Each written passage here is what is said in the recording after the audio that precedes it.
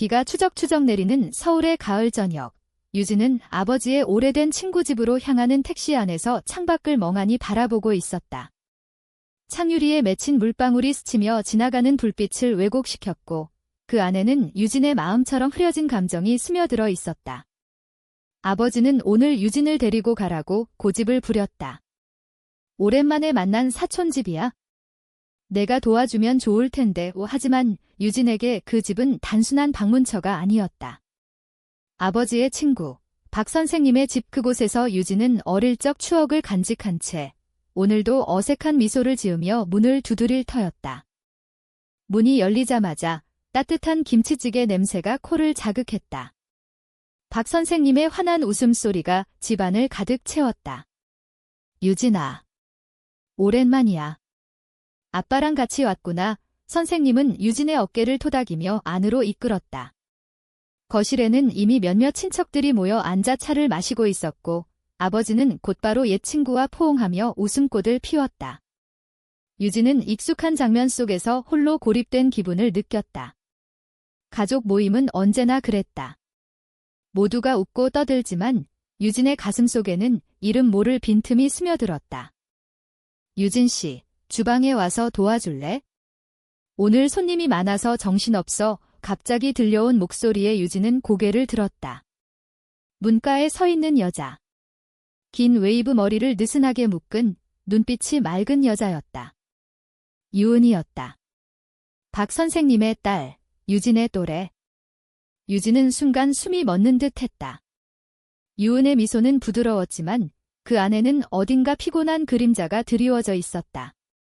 아, 네 가요. 유진은 어색하게 일어나 유은을 따라 주방으로 향했다. 주방은 한옥 스타일의 집답게 나무로 된 낮은 테이블과 가스레인지가 어우러진 공간이었다. 창밖으로 보이는 작은 정원에는 단풍잎이 바람에 흩날리고 있었고 공기 중에는 마늘과 고춧가루의 톡 쏘는 향이 맴돌았다. 유은은 앞치마를 두르고 상추 쌈장을 버무리며 유진에게 칼을 건넸다. 이거 썰어줄래? 당근이야. 얇게 해. 유진은 칼을 쥐고 당근을 썰기 시작했다. 칼날이 나무 도마를 두드리는 소리가 리듬처럼 울렸다. 두 사람은 말없이 일에 집중했다. 하지만 그 침묵 속에 이상한 긴장감이 흘렀다. 갑자기 유은의 손이 미끄러졌다. 뜨거운 기름이 튀는 팬에서 스르륵 넘친 국물이 그녀의 팔을 스쳤다. 아얏! 유은의 짧은 비명이 주방을 가득 채웠다. 유진은 본능적으로 칼을 내려놓고 유은의 팔을 잡았다. 뜨거운 피부가 손끝에 닿는 순간 유진의 심장이 쿵쾅거렸다. 괜찮아. 물 가져올게. 유진은 황급히 싱크대 쪽으로 달려가 찬물을 틀었다. 유은은 고통에 얼굴을 찌푸리며 팔을 감싸 쥐고 있었다. 아, 고마워. 그냥 화상일 거야. 별거 아니야. 하지만 그 순간 유은의 눈에 고인 눈물이 보였다. 화상 때문만은 아니었다. 그 눈물은 더 깊은 곳에서 흘러나온 듯했다. 유진은 물에 적신 수건을 유은의 팔에 대며 조심스럽게 물었다. 왜 그래? 울고 있어. 유은은 고개를 저었지만 입술이 떨렸다. 아니 그냥 요즘 피곤해서. 주방 문은 닫혀 있었고 거실의 웃음소리는 멀게만 들렸다. 유진은 유은의 팔을 잡은 손을 놓지 않았다. 그 손길은 단순한 위로가 아니었다. 유진 자신도 모르게 그 순간부터 무언가가 시작된 기분이었다. 유은은 수건을 대고 앉아 한숨을 쉬었다. 사실 엄마 아빠가 또 결혼 얘기 꺼내서. 나 같은 애한테 무슨 결혼이야. 그녀의 목소리는 작았지만 주방의 공기를 무겁게 만들었다. 유진은 놀라서 유은을 바라보았다. 나 같은 애? 무슨 소리야? 유은은 창밖을 보며 중얼거렸다. 나 여자를 좋아하거든? 남자랑은 안 돼. 그 고백은 번개처럼 유진의 가슴을 스쳤다. 유진의 입이 살짝 벌어졌다. 그녀 자신도 그 감정을 숨겨온 지 오래였다. 가족 모임에서조차 유진은 늘 혼자였다. 하지만 지금 이 주방에서 유은의 눈빛이 유진의 영혼을 꿰뚫었다. 나도 그래. 유진의 목소리는 속삭임처럼 나왔다. 유은의 눈이 커졌다. 두 사람은 서로를 마주 보았다. 주방의 시계 소리가 유일한 소음이었다. 그 순간 뜻밖의 사건이 벌어졌다. 유은이 먼저 손을 뻗어 유진의 손을 잡았다. 그 손은 떨렸지만 따뜻했다. 정말. 너도. 유진은 고개를 끄덕였다. 눈물이 주르륵 흘러내렸다. 응, 나도 여자 좋아해. 하지만 말 못했어. 가족한테 두 사람의 손이 맞잡힌 채 주방은 갑자기 성스러운 공간이 되었다. 비가 그친 창밖으로 달빛이 스며들었다. 그날 이후 유진과 유은의 만남은 우연처럼, 하지만 필연처럼 이어졌다. 아버지의 모임이 끝난 후 유진은 유은의 번호를 받았다. 언제든 연락해. 나도 너랑 더 이야기하고 싶어. 유은의 메시지는 간단했지만 유진의 하루를 밝혀주었다. 서울의 거리에서, 지하철에서, 카페에서 두 사람은 조심스럽게 만났다. 한강공원에서 산책하며 유은은 어린 시절 이야기를 꺼냈다. 엄마 아빠가 나한테 기대하는 게 너무 커. 의사 되라고, 결혼해서 가정 꾸리라고. 하지만 난 그냥 나로 살고 싶어. 유진은 유은의 손을 잡으며 대답했다. 나도 그래. 학교에서조차 숨겨야 해. 친구들한테도. 그들의 대화는 점점 깊어졌다. 유진은 유은에게 자신의 꿈을 털어놓았다. 미술을 전공한 유진은 화가의 길을 걷고 싶었지만 아버지는 안정된 직장을 권했다. 내가 여자라서 더 조심해야 해. 세상이 녹록지 않아. 아버지의 말은 유진의 가슴을 아프게 했다. 유은은 그런 유진을 안아주었다. 우리가 함께라면 괜찮아. 서로 기대서 그 말은 로맨틱한 약속처럼 들렸다. 겨울이 다가오자 두 사람은 명동의 크리스마스 불빛 아래서 첫 키스를 나눴다. 차가운 공기 속에서 유은의 입술은 부드럽고 따뜻했다. 사랑해. 유진아. 유진의 눈에는 눈물이 고였다. 이 감정이 마침내 현실이 되었다. 하지만 그 행복은 오래가지 않았다. 봄이 오기 전 유은의 집에서 문제가 터졌다. 박 선생님 부부가 유은의 핸드폰을 우연히 보고 메시지를 발견한 것이다. 유은아, 이게 무슨 일이야? 여자랑. 이건 병이야. 선생님의 목소리는 집 안을 울렸다. 유은은 울면서 변명했다. 아니에요, 엄마. 이게 제 진짜 마음이에요. 하지만 부모님은 듣지 않았다. 치료받아. 아니면 집에서 쫓아낼 거야. 유은은 그날 밤 유진에게 전화했다. 유진아, 나 어떡해? 엄마 아빠가. 유진은 황급히 달려가 유은을 안아주었다. 작은 원룸에서 두 사람은 밤새 울었다. 함께 도망칠까? 유진의 제안에 유은은 고개를 저었다. 아직 포기할 수 없어. 여름의 무더위가 서울을 휘감는 그 무렵, 유진과 유은의 관계는 더 단단해졌다. 하지만 그 안에는 균열이 서서히 생기고 있었다. 유은의 부모님은 여전히 유은을 감시했다. 주말마다 교회에 데려가 치료 세미나에 참석시키고 소개팅을 강요했다. 유은은 지쳤다. 유진아, 나 이제 못 버틸 것 같아. 매일 거짓말 속에 사는 기분이야. 유진은 유은의 등을 토닥이며 위로했다. 조금만 참아. 나도 아빠한테 말할게. 같이 싸우자. 유진은 용기를 내어 아버지에게 털어놓기로 했다. 저녁 식사 자리에서 유진은 젓가락을 내려놓고 입을 열었다. 아빠, 나 여자를 좋아해. 유은 누나랑. 아버지의 얼굴이 창백해졌다. 뭐? 유진아, 장난치지 마. 그건 잘못된 거야. 내가 미쳤어. 아버지의 목소리는 떨렸다. 유진은 눈물을 글썽이며 대답했다. 아니에요, 아빠. 이게 제 진짜예요. 사랑이에요. 아버지는 자리에서 일어나 방으로 들어가 버렸다. 그날 밤, 집안은 침묵으로 가득 찼다.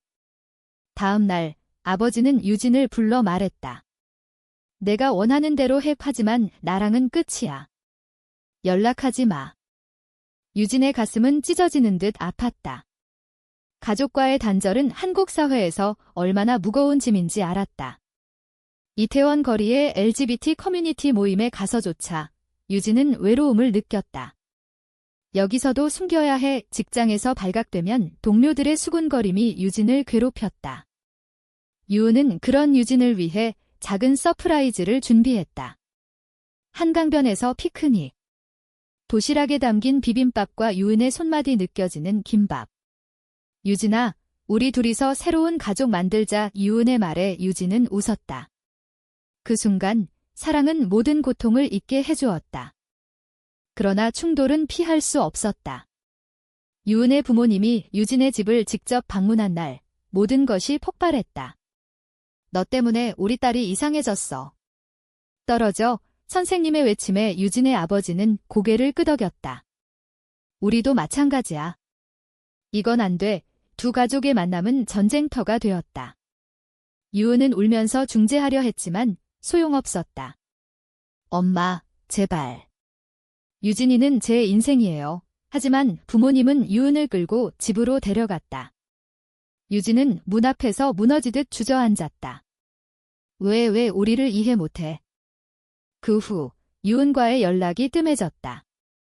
유은은 부모님의 압박에 지쳐 잠시 떨어져 있어야 할 것 같아 라는 메시지를 보냈다. 유진은 절망했다. 매일 밤 유진은 유은의 사진을 보며 울었다. 서울의 번화가 속에서도 유진은 홀로였다. 친구 하나 없고 가족도 잃은 채 하지만 그 절망 속에서 유진은 강해지기로 결심했다. 미술 스튜디오에서 그림을 그리며 유은의 얼굴을 캔버스에 담았다. 이 사랑을 포기할 수 없어 유진의 붓질은 점점 대담해졌다. 한편 유은은 집에서 고립된 삶을 살았다. 부모님은 유은의 모든 행동을 통제했다. 이제 그 애랑 끊었지? 좋은 남자 소개시켜줄게. 유은은 표면적으로 순종했지만 마음속으로는 유진을 그리워했다. 밤에 몰래 유진의 SNS를 보며 눈물을 삼켰다. 한국의 보수적인 사회에서 레즈비언으로 사는 건 얼마나 고통스러운지 새삼 느꼈다. 드라마처럼 로맨틱한 사랑이 아니라 현실의 벽이 그들을 가로막았다. 여름 끝자락, 유은은 도망쳤다. 부모님 몰래 짐을 챙겨 유진의 원룸으로 왔다. 미안해, 유진아. 나 이제 못 참아. 문이 열리자마자 두 사람은 서로를 끌어안았다. 눈물과 키스가 섞인 그 밤, 그들은 처음으로 자유를 느꼈다. 하지만 그 자유는 일시적이었다. 다음 날, 유은의 부모님이 경찰을 동원해 유은을 찾았다. 미성년자도 아니면서 왜 이래? 유진의 항변은 소용없었다. 유은은 끌려가고 유진은 다시 혼자 남았다. 가을바람이 서울의 거리를 스치는 그때 유진과 유은의 사랑은 시험대에 올랐다. 유은이 집으로 돌아간 후 두 사람은 비밀리에 만났다. 카페 구석에서, 공원 벤치에서. 유진아, 나 엄마 아빠랑 대화했어. 이해해달라고. 유은의 말에 유진은 희망을 품었다. 하지만 현실은 잔인했다. 유은의 부모님은 전문 상담사를 불러 치료를 강요했다. 이건 선택이 아니야. 고쳐야 해. 유은은 세션마다 지쳤다. 난 고장 난 기계가 아니에요. 그냥 사랑하는 거예요. 유진은 그 소식을 듣고 분노했다. 왜 우리를 괴롭혀? 이게 한국 사회야. 유진은 온라인 커뮤니티에 글을 올렸다. 익명으로 레즈비언 커플의 고통을 토로했다. 댓글은 엇갈렸다. 응원해 라는 말도 있었지만 비정상시라는 악플도 쏟아졌다. 유진은 상처받았지만 그 덕에 용기를 얻었다. 우리 이야기 세상에 알릴까? 유은은 망설였다. 아직 무서워. 그럼에도 불구하고 두 사람의 감정은 깊어졌다. 유은의 생일에 유진은 특별한 선물을 준비했다. 한옥 카페에서 전통 한복을 입고 만난 날 유은의 한복은 분홍빛 치마가 어울렸고 유진은 그녀의 손을 잡으며 속삭였다. 영원히 함께할게의 그날 그들은 미래를 꿈꿨다. 제주도로 이사가서 작은 카페를 열고 서로를 지키며 사는 삶. 하지만 꿈은 깨지기 쉽다. 충돌의 고조는 유은의 반역에서 왔다. 유은은 부모님 몰래 유진과 여행을 떠났다. 부산의 바다로. 파도 소리 속에서 유은은 자유를 만끽했다. 여기서 살자, 유진아. 하지만 여행 사진이 SNS에 올라가자 부모님이 알았다. 분노한 선생님은 유은의 통장을 동결하고 직장에서 압력을 넣었다. 유은의 직장 상사는 개인사지만 회사 이미지에 안 좋아라고 해고 통보를 했다. 유은은 무너졌다. 유진아, 나 때문에 너까지. 유진은 유은을 안으며 말했다. 함께라면 이겨낼 수 있어. 하지만 그 안에는 불신의 씨앗이 싹텄다. 유은이 부모님에게 유진과 헤어질게 라는 메시지를 보낸 걸 유진이 우연히 봤다. 이게 뭐야? 나 배신한 거야? 유진의 외침에 유은은 울었다. 아니, 엄마 속이기 위한 거였어. 믿어줘. 하지만 그 오해는 상처를 남겼다. 유진은 혼자서 주은이 날 버릴까 봐 두려워했다. 반대로 유은은 유진이 날 이해 못해라고 느꼈다. 반역의 절정은 가족 모임에서 터졌다. 추석 명절, 두 가족이 다시 마주쳤다. 이제 그만해. 유은이 결혼할 거야. 선생님의 선언에 유진은 참지 못하고 소리쳤다. 왜요? 사랑이 죄예요. 거실은 혼란에 빠졌다.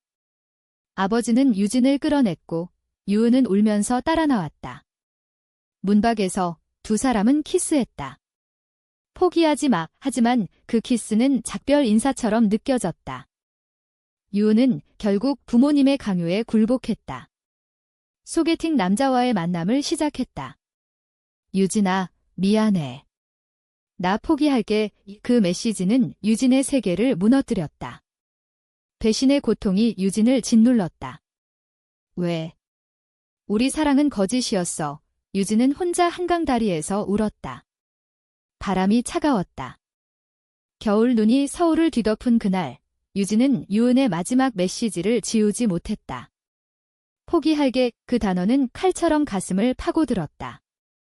유진은 미술 전시회를 열었다. 제목은 숨겨진 사랑. 캔버스마다 유은의 모습이 그려져 있었다. 전시회 날, 눈보라 속에서 사람들이 모였다. 이 그림 너무 감동적이에요. 관람객들의 말에 유진은 미소 지었다. 하지만 마음은 텅 비어 있었다. 유은은 집에서 결혼 준비를 했다. 남자친구는 착한 사람이었지만 유은의 마음은 없었다. 엄마, 나 이 사람 사랑 안 해. 부모님은 무시했다. 시간 지나면 돼. 하지만 유은의 꿈은 산산조각 났다. 밤에 몰래 유진의 전시회 기사를 보며 눈물을 흘렸다. 유진아, 미안해. 전시회 마지막 날, 유은이 나타났다. 하얀 눈 속에 코트 자락을 여미고 선 유은. 유진아, 그 한마디에 유진의 눈물이 터졌다. 왜 왔어? 이제 와서. 유은은 유진을 끌어안았다. 포기 못해. 그 메시지 다 거짓이었어. 엄마 속인 거야? 이제 나 진짜로 너만 사랑해. 두 사람은 눈밭에서 서로를 안았다. 주변의 눈이 녹아내리는 듯했다. 하지만 결말은 쉽게 오지 않았다. 유은의 부모님은 다시 반대했다. 이대로 살면 후회할 거야. 유진의 아버지도 세상이 변했지만 아직 멀었어 라고 했다. 두 가족의 대화는 길고 고통스러웠다. 한국의 전통 가치를 지키려는 부모님과 개방을 외치는 젊은 세대. 결국 부모님들은 한 걸음 물러섰다. 내가 행복하다면 지켜볼게. 그것은 완전한 수용은 아니었지만 시작이었다. 유진과 유은은 작은 아파트로 이사갔다. 매일 아침 유은이 만든 미역국 냄새로 깨우는 삶. 유진은 화가로, 유은은 카페 알바로 일하며 서로를 지켰다. 사회의 시선은 여전했지만 그들은 강해졌다. LGBT 단체 모임에서 친구를 사귀고 자부심을 키웠다. 우리 사랑, 세상의 빛이 될 거야. 어느 봄날 한강에서 피크닉을 하며 유은이 말했다. 유진아, 결혼하자. 법이 허락할 때까지 기다릴게. 유진은 웃으며 대답했다. 응, 영원히. 그들의 사랑은 비극이 아닌 인류애의 증거가 되었다. 한국의 변화 속에서 작은 꽃처럼 피어나는 이야기.